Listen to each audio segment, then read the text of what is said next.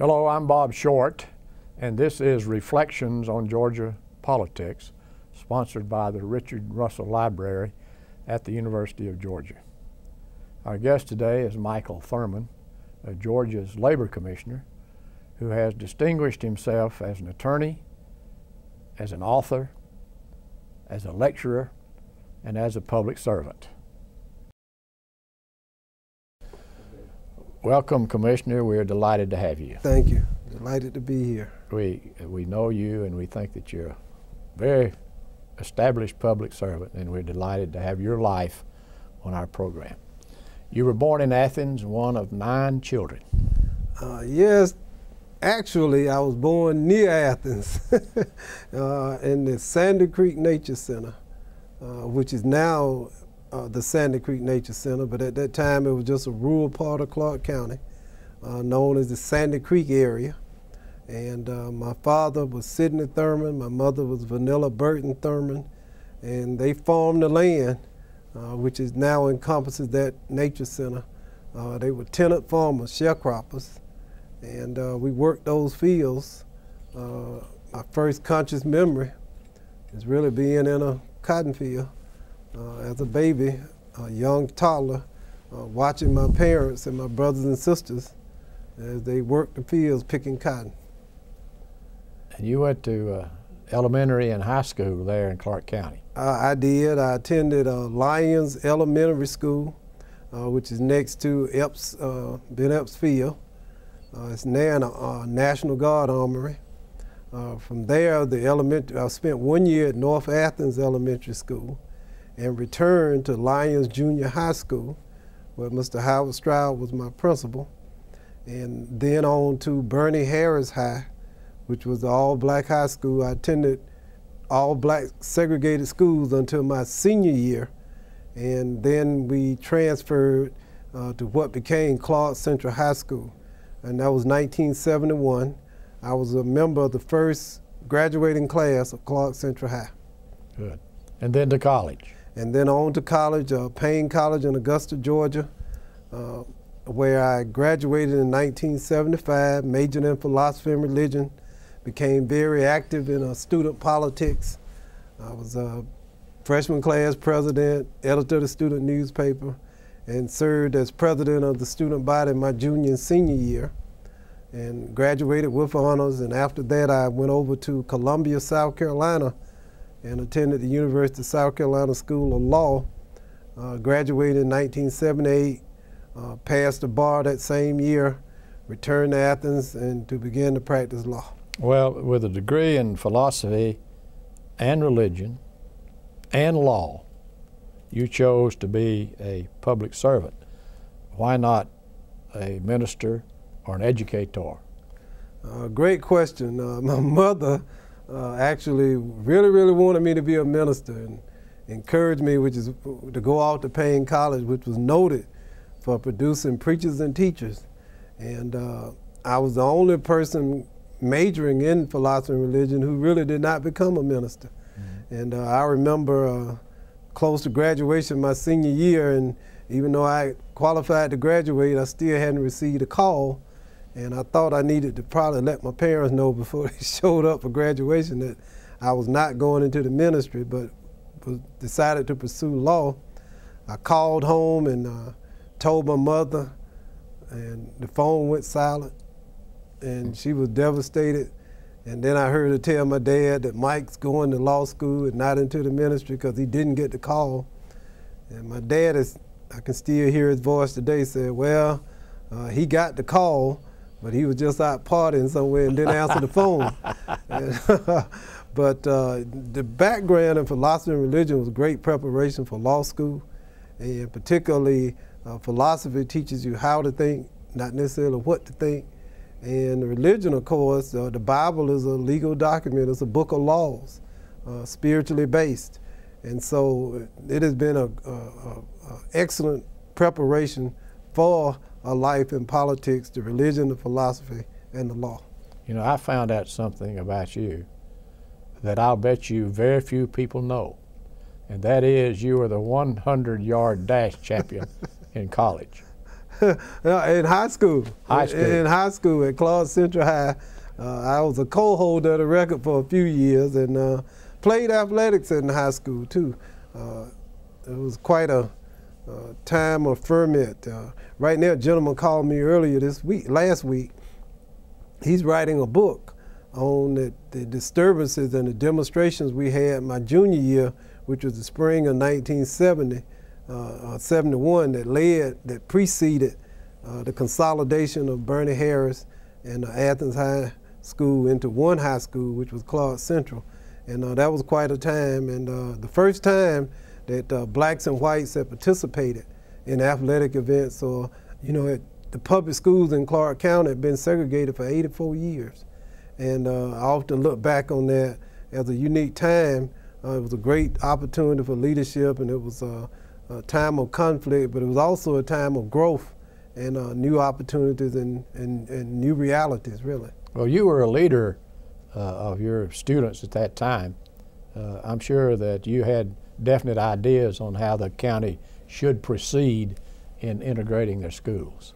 Looking back on it, we actually had a vision that kind of extended beyond our very young age of 17 and 18.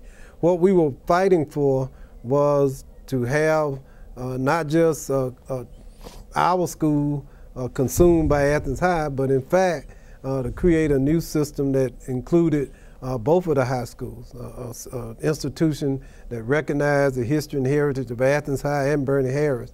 And although there were some difficult times, it actually I did lead the demonstrations, and my first day in court occurred as a result of that. Judge James Barrow issued a restraining order to stop the demonstrations and required us to appear in his courtroom. And I know I was scared. I just knew I was going to prison for the rest of my life. And it was quite a time. And some people I met, Judge Barrow, Denny Gallis, who became the city attorney, who, when I returned to law school, I was his assistant city attorney, actually represented us in the hearing that day. Good. So you came back to Athens, you began practicing law. The only, as I understand, the only black-owned law firm in the county at that time. Well, we were the second law firm. There was one other gentleman who actually practiced law, Ken Dyers, but we had a law firm, ultimately grew to 5 members. But 1 year before I started practicing, I did work as assistant city attorney. Former mayor Upshaw Bentley, who was the mayor then, I went in to see Mayor Bentley after I got out of law school, and I think I impressed him, because right on the spot he told me that he's going to hire me to become the new assistant city attorney, and I should report to work first thing Monday morning with Denny Gallis, who was the assistant city attorney, over on Prince Avenue. And so I show up at Denny Gallis's office. He looks at me like, "Who are you?" And he was confused. He told me to step back out in the waiting room. I heard him on the phone calling Mayor Bentley. But what happened was Mayor Bentley had hired me, but he forgot to tell Denny Gallis.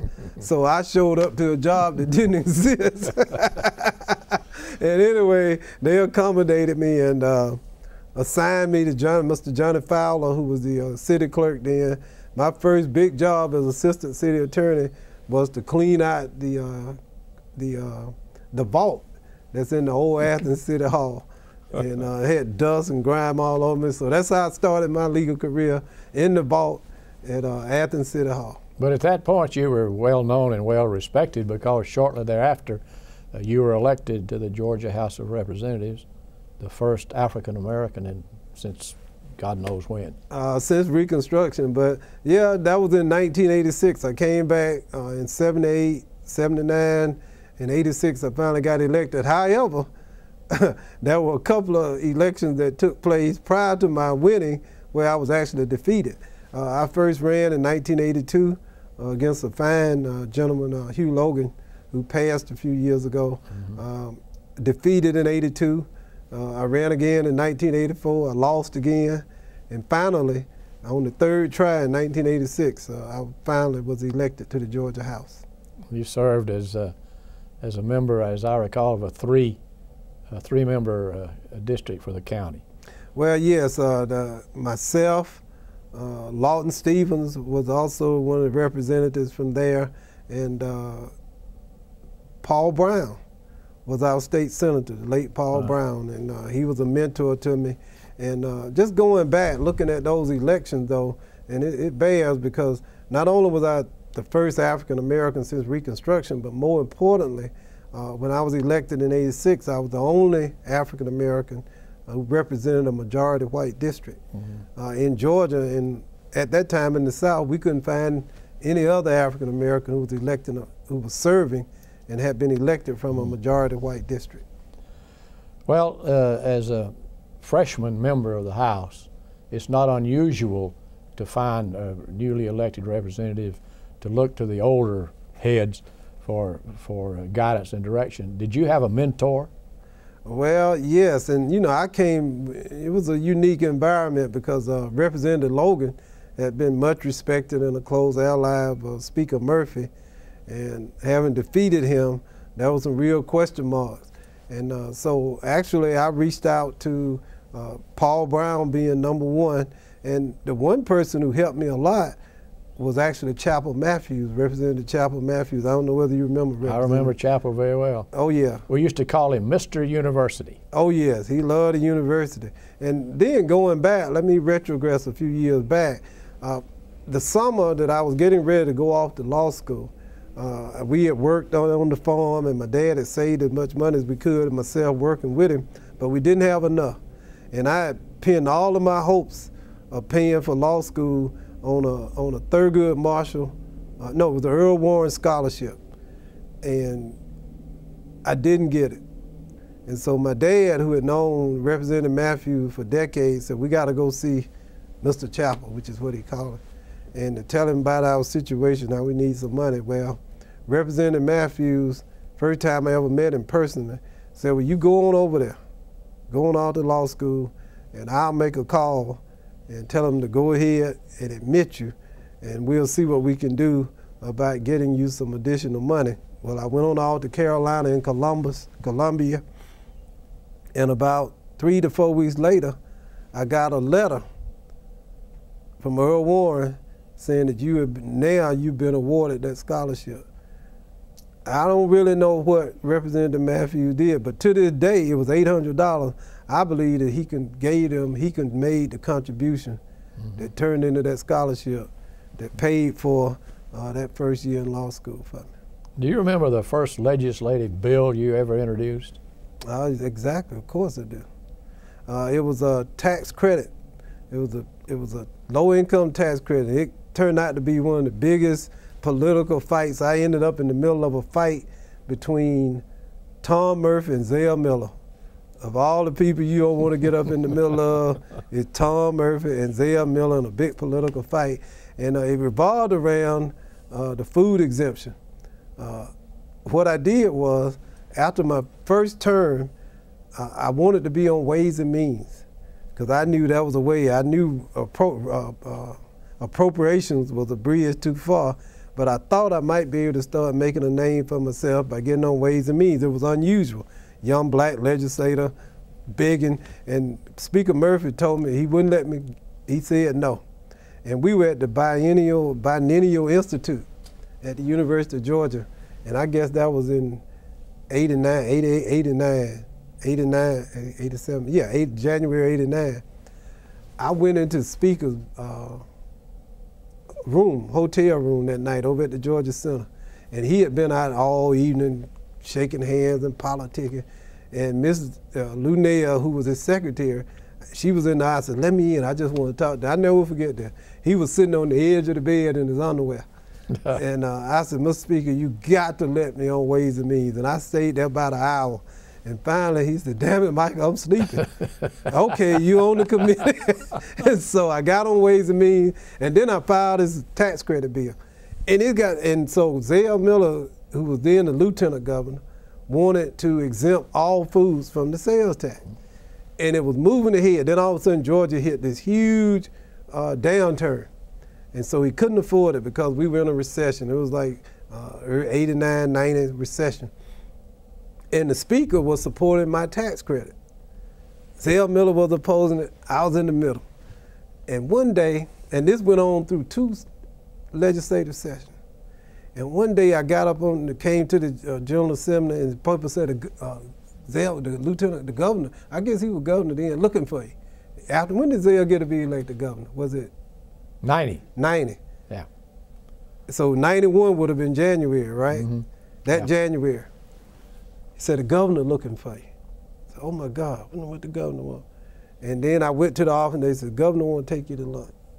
You just meet him out of this car. So we go to the Comedy Club. And on the way over there in the car, he said, all right, Mike, I tell you what, I'm going with your plan. See, because my plan cost about $60 million, and he didn't have the money to finance his plan, which was $400 million. So he pulled back during the recession, and that bill became law. And since then, we've generated well over $200 million in tax credit to low-income Georgians and senior citizens. It's still on the book to this day. Then eventually, Governor Miller got his sales tax. But and so that really is what made me in the House, because I became a hero in the House and kind of saw that big crisis, and then, as they say, I was on my way. Good. What were your other interests? In the legislature? In the legislature. Well, basically, that was it. I worked the 6 years I was there. I spent about 4 years working on that bill, and I was interested in education and also in children's issues and adoption. I served on an special adoption study committee particularly as it relates to special needs children. And I worked with Jim Ledbetter over Department of Human Resources, which proved to be an opportunity that presented itself later in my career. And we were able to pass new adoption laws that allowed special needs children, children who might have a disability, minority children who obviously find it more difficult to get adopted. We made it, we streamlined the process and opened the door for more adoptions for special needs children. Somewhere along the line, you took time out and ran for Congress. Yes. Would you tell us about that? 1992, that was, in 90, I also became chairman of the Georgia Legislative Black Caucus. And that was right during the reapportionment period. And the Democrats at that point were still in power, still controlled the House, the Senate, and as I recall, Newt Gingrich was the only Republican congressman. Seemed like a long time ago, right? It does, yeah. Yes, it does. But that was 1990. And Cynthia McKinney and some of the Black Caucus was split. They had promoted what was called a Max Black plan, which would have created a maximum number of majority black districts. I opposed the plan and came under intense criticism because I felt that if we implemented the Max Black plan, it would really create more opportunities for Republicans. It would create more all-white districts. And by doing that, it would ultimately undermine Democratic power and control in the General Assembly and in Congress. I lost that battle. It went to the Supreme Court. I lost that battle, and the plan was put in place. And then after that session, I decided to run for Congress. That issue, my lack of support for the Max Black plan, became a big issue in the congressional race. Cynthia got elected. I came in either dead last or so close to dead last out of 5 people, I could see the bottom. And it was just me and my naivete. My campaign colors were black and white. My thing was, there was one white person in the race, Deloach, and there were 4 blacks. So I thought about, since my Athens orientation, I was going to run a campaign built on racial cooperation. I was going to play the middle. And in politics they say, but one thing in the middle of the road, right? A dead possum. That's the only thing in the middle of a road. So I got waxed. And I always said, looking back on that 92 campaign, I wasn't black enough for the black voters and I wasn't white enough for the white voters. And so I ended up and just wiped out, and seemingly my career was over in terms of elected politics. But it wasn't. It wasn't. I got a call one day after I was in the summer of '94. I came home, and I was back in Athens practicing law again, because I was in political exile, which is back to Athens, and my dream of politics is over. I come home to my little condo there on Oglethorpe Avenue, Sunset Drive, and have a message saying, want to talk to you. It was, I'm calling on behalf of Governor Miller about becoming the director of the Department of Family and Children's Service. It was Jim Ledbetter.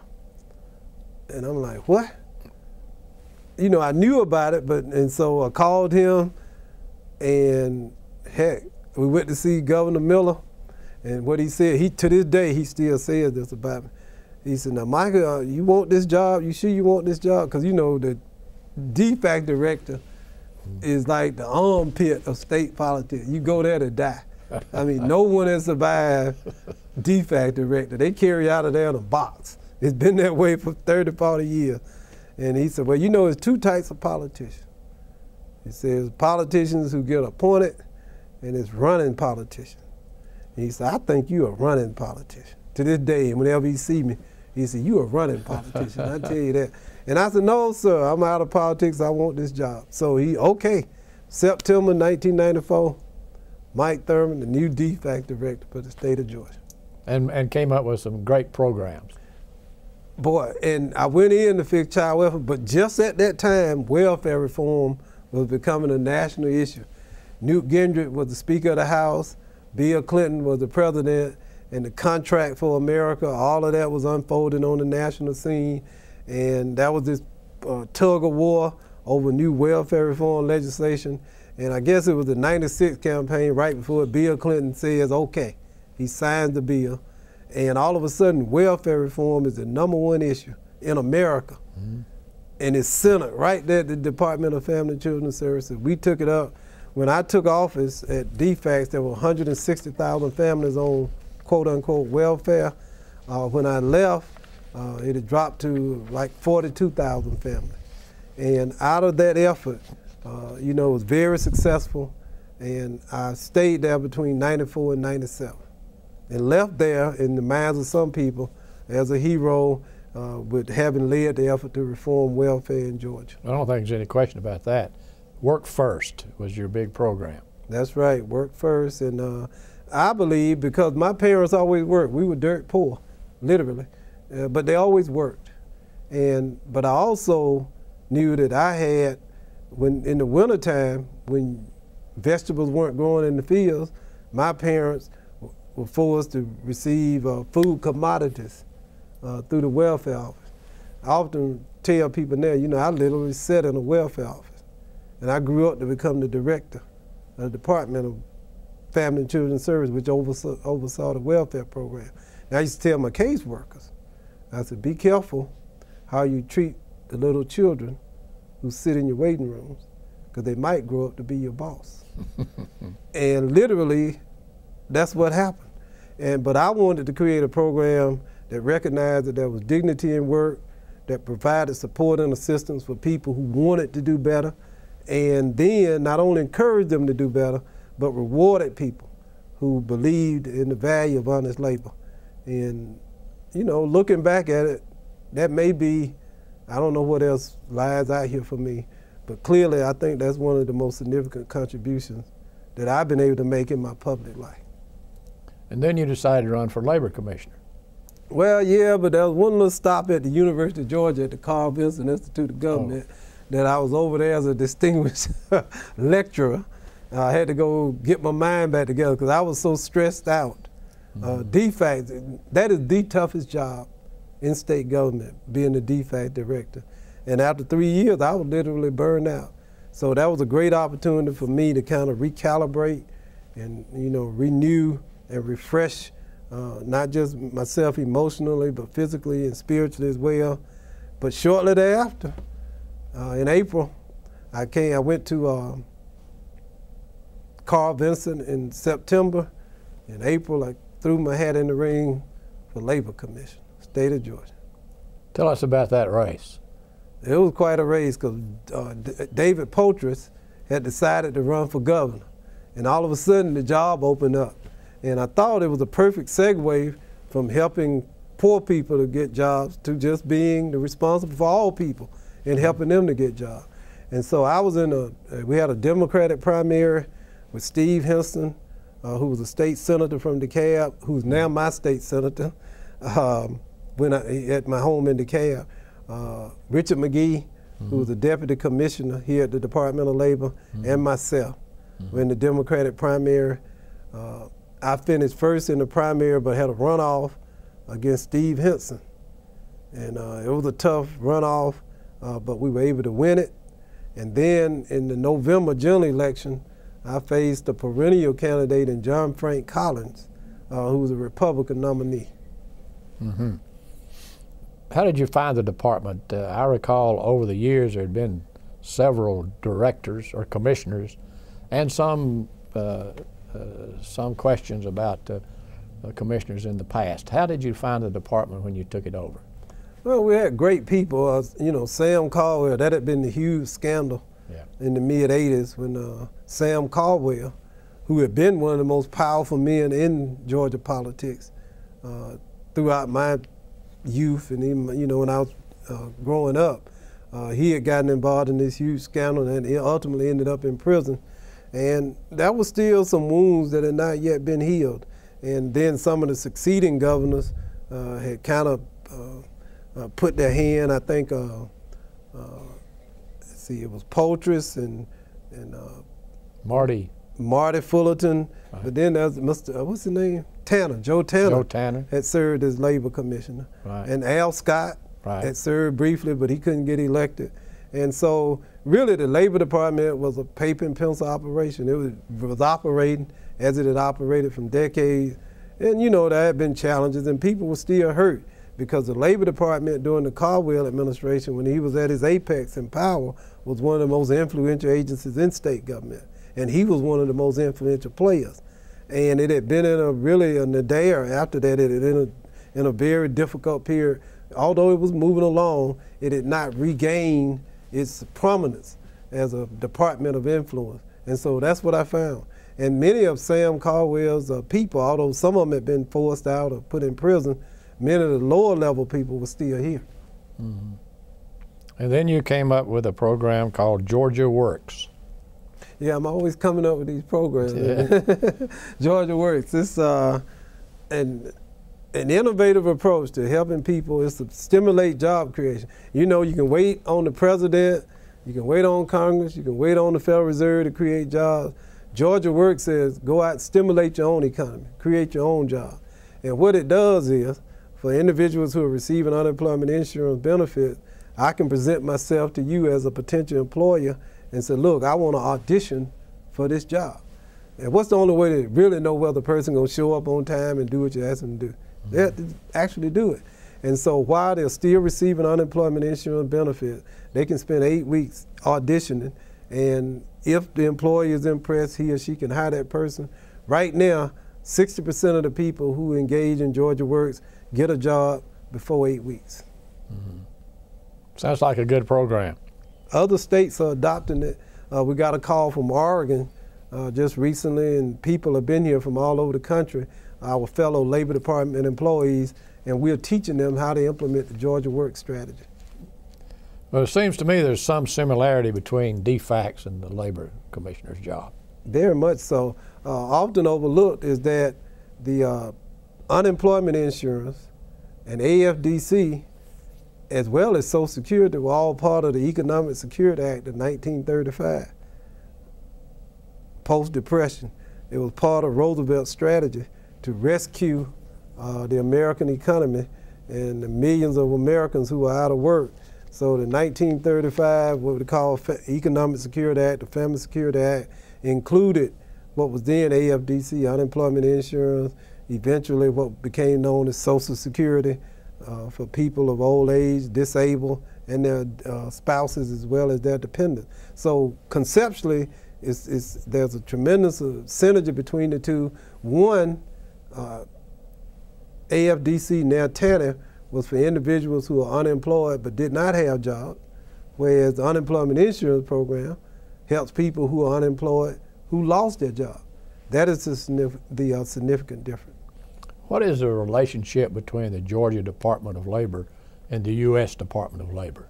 Well, it's like, actually, we are a federal program administered by state agencies. the labor departments were really fully federalized during World War II, when there was a shortage of labor, and with so many men overseas, then it was an imperative that here in the States that the workforce was available, the civilian workforce, to build the munitions and the tanks and the trucks. And so it was federalized so that the federal government could generate the manpower needed to support the soldiers overseas. So we are, in fact, a federal agency primarily controlled by federal rules and regulations, but administered individually by state agencies. And funded by the federal government. Primarily 90% of my budget, we have about a $600 million budget. 90% of my budget is federal and funded by federal dollars. You know, in some states, the labor commissioner is appointed.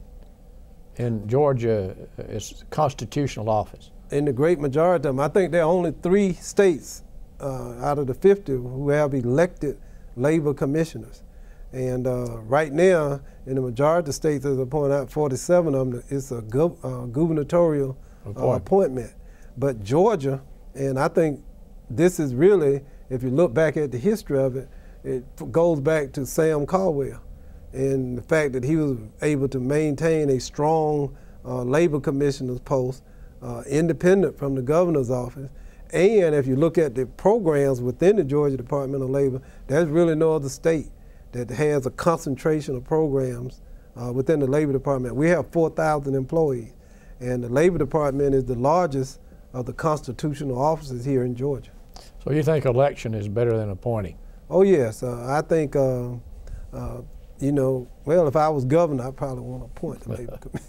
But no, I think elected is much better, and it provides an independent voice. And you know, I get hired by the people. And I often tell people my job interviews occur every 4 years. And if the people don't hire me, I don't have a job. I'm just like any other citizen. I think that creates a more accountable commissioner's office. But I think you'll agree that this has not been the best time to serve as labor commissioner, with all the outsourcing of jobs and the resulting problems that you have to face. Well, you know, it's interesting. In January 1999, when I was sworn in, the big issue was the labor shortage. We were at the end of the Clinton administration, and we had created so many jobs you couldn't find the people to fill them. And after that, there was the dot-com implosion, and then 9/11. And we've had hurricanes, Katrina, 50,000 people came to Georgia. We had to try to manage and get them back to work. You name it, and now it's the credit crunch, $4 a gallon gas, and I know one day out in the future people are gonna look at that and say, man, that was cheap. Yeah, $4 a gallon gas, and you know, mortgages, foreclosures. But the only reason the Labor Department exists is that we have to stand in the breach. We are the first responders during times of economic dislocation. You know, Bill Clinton once said something that you want challenging times. If you're gonna be in a position of responsibility, of public service and authority, you want to be there when the times are tough. Mm-hmm. You wanna be there when the average citizen, today, 285,000 Georgians unemployed are unemployed. I consider it a privilege to hold this position and a trust, because we are responsible. We are the first responders. The people of Georgia elect me to do this job, not just when the times are good, but more importantly, they want somebody they can count on when times are tough, as they are today. Commissioner, for those of us who probably don't know, tell us about your statewide organization of centers for people who need to find work. As I mentioned, 4,000 employees, a $600 million budget. We have 53 career centers around Georgia, arrayed throughout the state.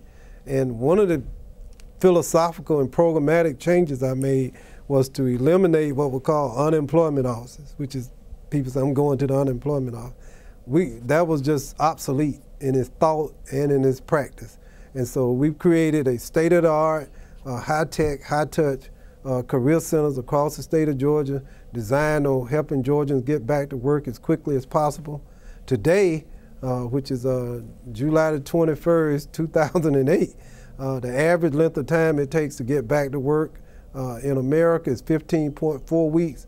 We get people back to work at 11.3 weeks, and that is the shortest duration in the nation. We're #1 in the nation in getting people back to work.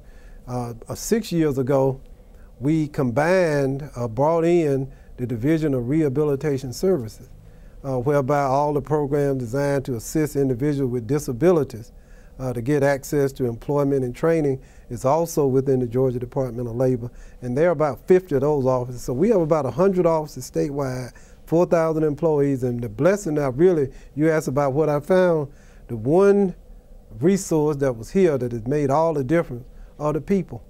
I've changed very few people, but those same people have rallied to my vision and hopefully to my leadership to really make this one of the most successful departments, labor departments in the country. Georgia has several programs for job training. Correct. How does your department figure in all that? We oversee the Workforce Investment Act, but there are 20 workforce investment areas around the state that actually provide the training. We have a very close partnership with our technical colleges. One of the things I said, we don't train, we finance training, but we help the product of that training, which are those who graduate from our colleges and technical schools and high school. We are a labor exchange. We assist those agencies who train and educate, and once that educated, trained product is completed, we become the labor exchange between the job seeker and the employer. Do you think that outsourcing of jobs has hit the bottom here? Can we experience what we've had in the past again in the future? Well, we will, but I think outsourcing, the globalization of our economy will continue. You know, the only people who really believe or who advocate that is not going to continue, people running for president maybe, and they all lying, it's going to continue. What we have to do is to make sure, and what we're trying to do is build a 21st century employment security system. Our unemployment insurance system has not been overhauled in a major way since it was established in 1935. What we've done in Georgia at least laid the foundation for the creation of a 21st century employment security system. Let me tell you what my theory is. You know, the basic theory of globalization is that lower paying jobs will be shipped overseas and higher paying jobs will be created here in America. Now, right now as I speak, there's a great debate as to whether or not globalization is actually working or whether it's working to the detriment of the American worker. I believe that the jobs are being created here, but we don't have a system that's flexible and efficient enough to help transition those workers in North Georgia who've lost their jobs at the textile mill, to retrain them and upskill them and then get them prepared and ready and move them into the new jobs being created. It may be, which is what I'm advocating, maybe it's not that globalization is not working, it's that our employment security system that was designed to address post-Depression era employment issues is not equipped and not positioned to function effectively here in the early part of the 21st century. That's what needs to change. That's what I've been trying to do here at the Georgia Department of Labor. What effect do immigrants have on our labor situation? Depending on who you ask. My friends who are agriculture, who are farmers and who raise the onions and the tomatoes and the things we put on our table will argue that they are essential, that they cannot do their business in the poultry industry and the agriculture industry without them. There are others who say, of course, that they are driving down wages and forcing low-skilled American workers into unemployment. What we really need to resolve the issue, if it can be resolved, and hopefully next year it will begin to be resolved, is to go ahead and develop a comprehensive immigration reform strategy. It is much needed. And this whole issue about immigration, some people see it as cultural or racial or whatever the case, but really it's a labor issue. It's all about labor. And it's about the pursuit of cheap labor. And you know, my next book that I already got a title for will be called Cheap Labor. And much of world history has been influenced by the pursuit of cheap labor. Since you've mentioned being an author, Let's talk a little bit about some of your works. You've written, what, 2 or 3 books? Well, the first one I wrote, published in '78 when I was graduating from law school. I actually researched and wrote it 3 years I was in law school. It's a story untold, black men and women in Athens history. It's a history of prominent African Americans in the life and the legacy of Athens. And my second book, which was published in 2004, is entitled Freedom and Anti-Slavery, Georgia's Anti-Slavery Heritage. I began to work on that book in the spring of 1993 after I got beat running for Congress. You know, after you get beat, you have a lot of time on your hands. People don't call you. Nobody wants to talk to you. And so while I was over there, sad to my wounds, I began to read some American classics that I read before, but sometimes rereading books provide more insight. And one of them was The Souls of Black Folk, written by W.E.B. Du Bois at the beginning of the 20th century. And in one of the chapters, he said that Georgia, both now and then, that the Negro problems had always been centered in the state of Georgia. And he wrote this in 1903.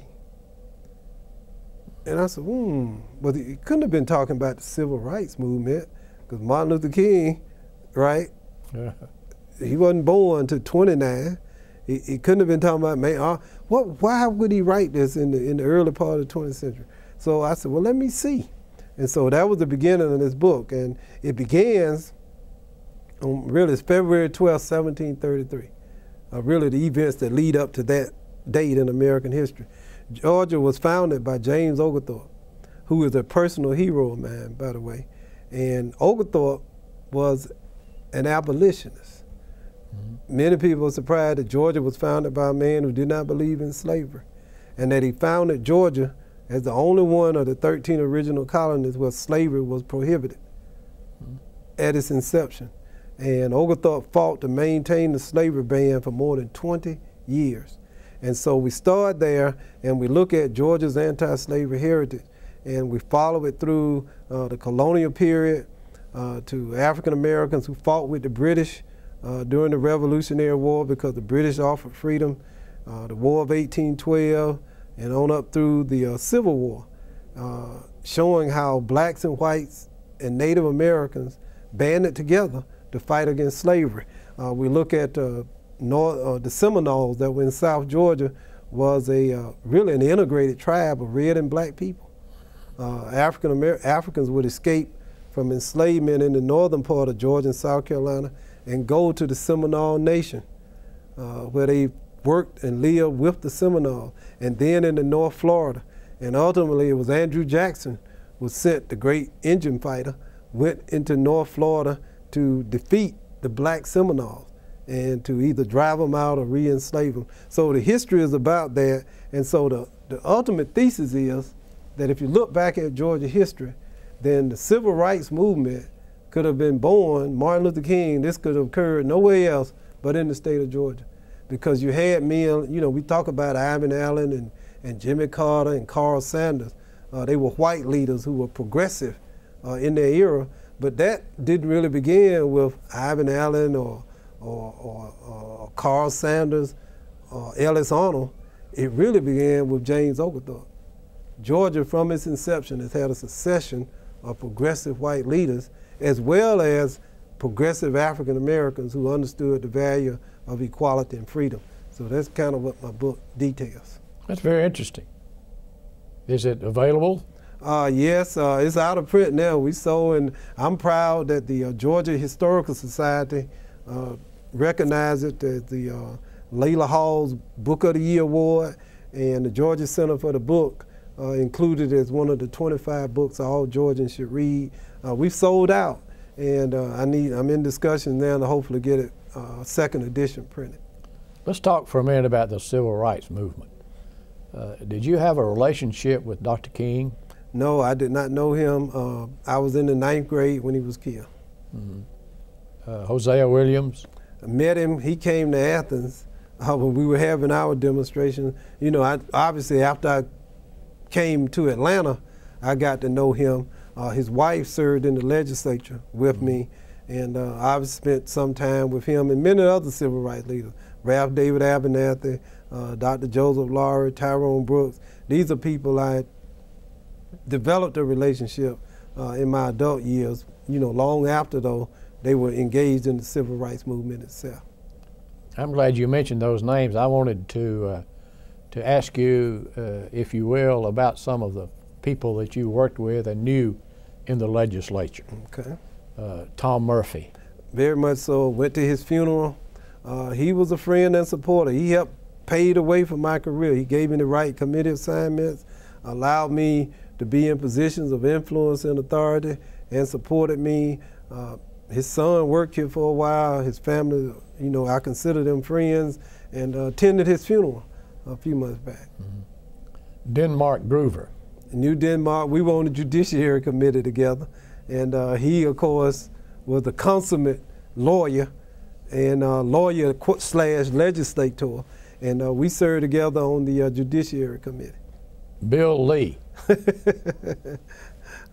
Great Bill Lee, chairman of the Rules Committee.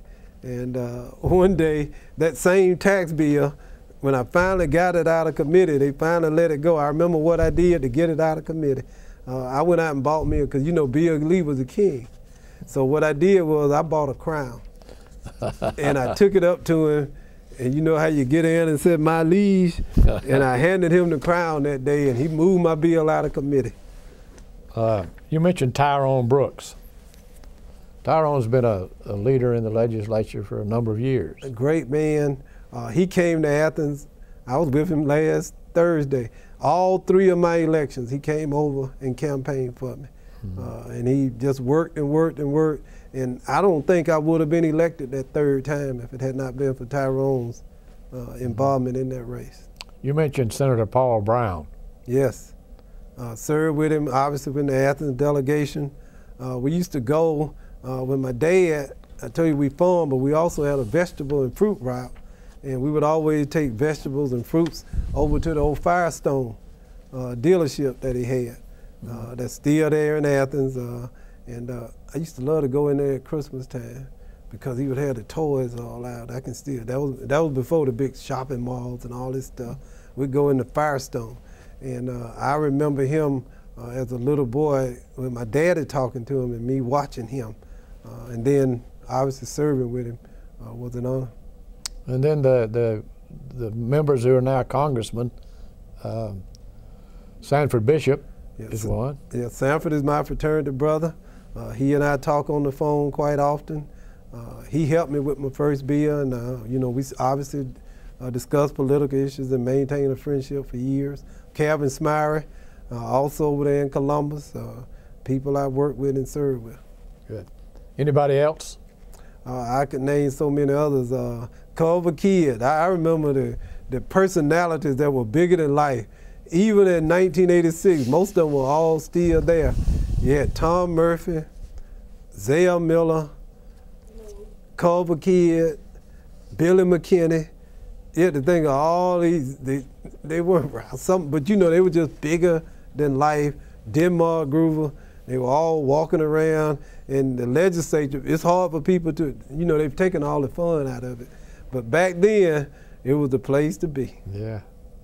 Well, you served also with 2 governors, Joe Frank Harris and Zell Miller.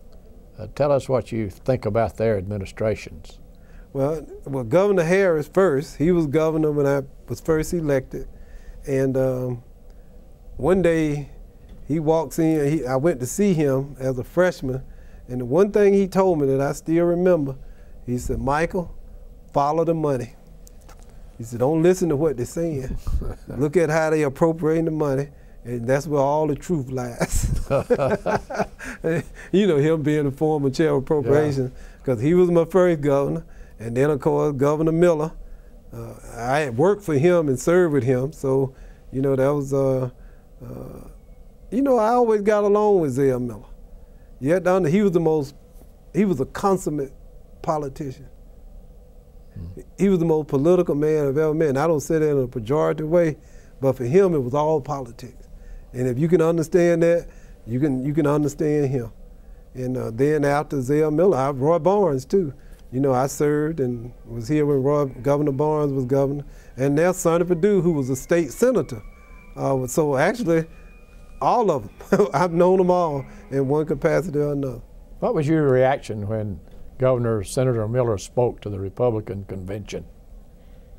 I wasn't overly surprised, because it is who he is, you know, and you have to understand him for what he is. I'm not saying, you know, whether you love or hate him, but he is the consummate, complete, 100% politician.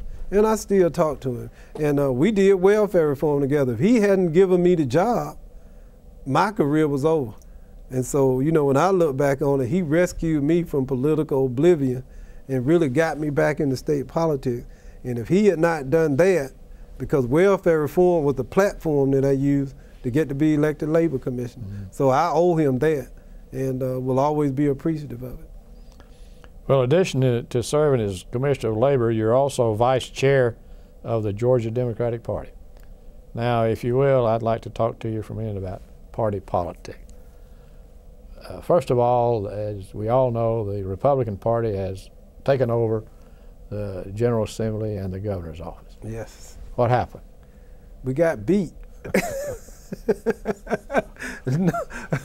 Well, you know, I look back on it like this. I'm a historian. And if I had a baseball team that had won the World Series for 129 straight years and then lost a few World Series, would that be a bad run? The Democrats had a good run. And it was time. It's like pruning your favorite bush. You prune it you know, maybe in the fall, whenever you prune, and it looks all scrubby. But then in the spring, it blossoms with greener, more vibrant leaves and more beautiful blossoms. That's what's going on to the Democratic Party. We're being pruned. But as I speak, clearly the National Democratic Party, and I think the State Democratic Party, is on its way back. There's always a flux and a flow, a thickening and a thinning, a yin and a yang in politics. You stay in it long enough, you're going to get beat or you're going to win. It can't but one or two things happen. And so it's just part of the evolution. And at the end of the day, we'll be a better party for what has occurred over the last 10 years. Well, the Republicans tell us that they think the reason for their success has been the fact that they have built up a bench of candidates, and that they train them, they bring them along slowly, and then they put them in these races. Do you think that the failure of the Democratic Party to do that has had an effect? I just think we needed new ideas and new blood. You know, I think all of that. I think the national mood plays into it as well.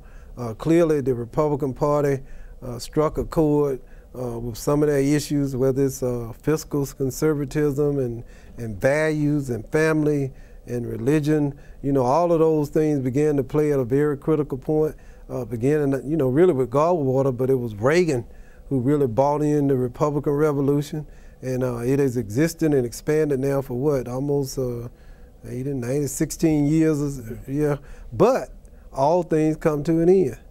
And movements come. I was just reading in the New York Times this weekend how the Republicans are now pulling their hair and gashing their teeth because now they have a deficit of ideas, that they feel like the brand is tarnished, that they are struggling now to find new ideas, and they're in disarray.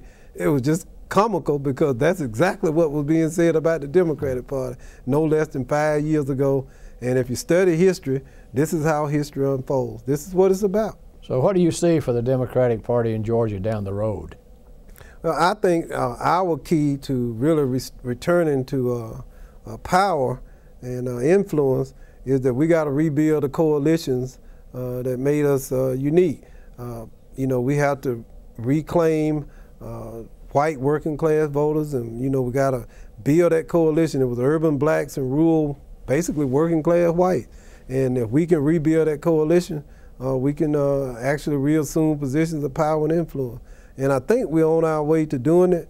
I think when tough economic times present themselves, issues that transcend race and that deals more with the economy have a greater opportunity for success. And I see us, and you know, there'll be Democratic governors again and lieutenant governors. It's just a matter of time. Looking back over your career, what has been your proudest moment?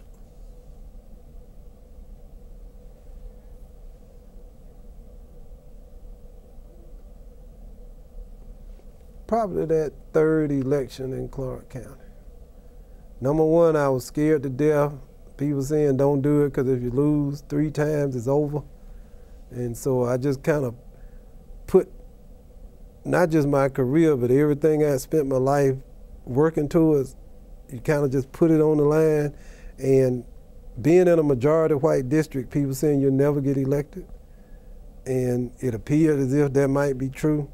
But we were able to build a coalition, you know, that provided the votes, that made it happen, and just believing that I could, believing beyond, you know, the conventional wisdom. And back then, we have white blacks represented. It was a big deal. And looking back at it, it's not, you know, today it's like, okay. But back then, for even in Athens, Clark County, for whites, a majority district made up of white people to elect a black person to represent them in the legislature was a big deal. Now we're on the verge maybe of this majority white district that's called the United States of America, electing a black man possibly to be the president. So that's how far we've come in a relatively short period of time. What's been your biggest disappointment? Well, probably getting beat, not going to Congress. I always hoped I would get to Washington in a political sense.